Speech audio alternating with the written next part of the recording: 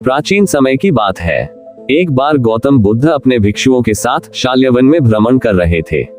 घूमते घूमते वे विश्राम करने के लिए एक वट वृक्ष के नीचे बैठ गए। वे सभी साथ में बैठे थे और अचानक धर्म पर चर्चा शुरू हुई।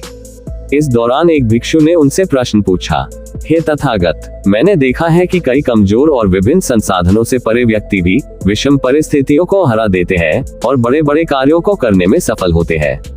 वहीं संपन्न और अच्छी स्थिति वाले लोग उस कार्यों को करने में सफल नहीं होते। इसके पीछे का कारण क्या है? क्या हमारे पूर्व जन्मों के कर्म इसमें आड़े आ जाते हैं? नहीं, ऐसा नहीं है। गौतम बुद्ध ने उस भिक्षु की बात का उत्तर दिया।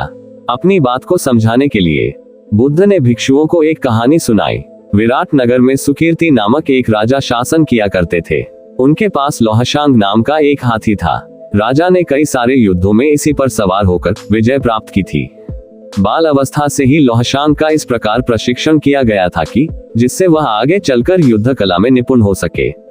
पर्वत के आकार के समान लौहशांग जब सेना का प्रतिनिधित्व करता और हुंकार भरता तो डर के मारे शत्रु की सेना दबे पांव ही भाग जाती थी।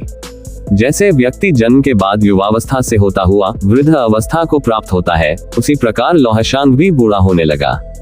उसका शरीर कमजोर पड़ने लगा और उसका तेज भी समाप्त होने लग गया। वह अब हाथीशाला में केवल शोभा मात्र बनकर रह गया था। सेना के लिए भी उसकी अहमियत कम होने लग गई थी, जिसके चलते उसकी ओर पहले जैसा ध्यान भी नहीं दिया जाता था। लौहशांग को दिए जाने वाले भोजन की मात्रा भी कम कर दी गई थी।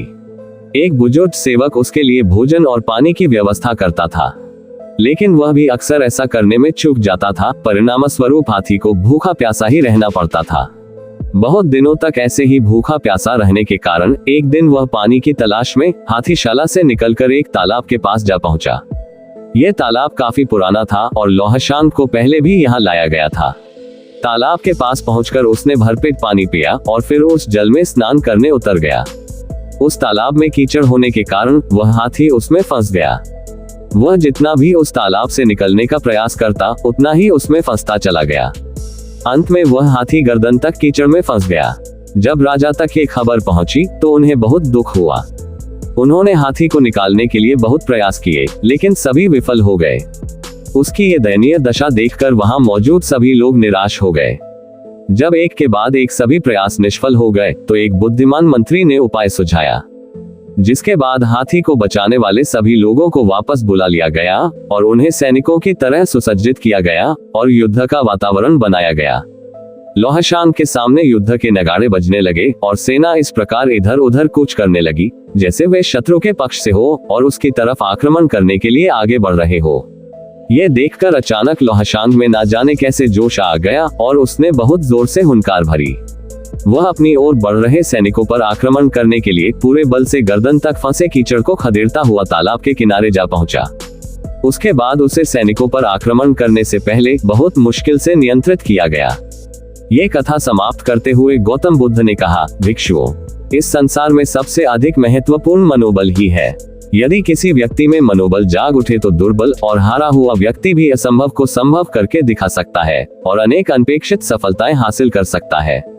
दोस्तों, इस कहानी से हमें ये सीख मिलती है कि मन के हारे हार है और मन के जीते जीत। अर्थात यदि व्यक्ति मन में ठान ले कि उसे जीतना ही है तो कितनी भी विषम परिस्थिति हो वो उसे विजय प्राप्त करने से नहीं रोक सकती है। इसलिए हमेशा खुद पर विश्वास रखिए, आपको सफलता अवश्य मिलेगी। अगर वीडियो अच्छी लगी हो तो इसे लाइक, सब्सक्राइब और शेयर जरूर करें।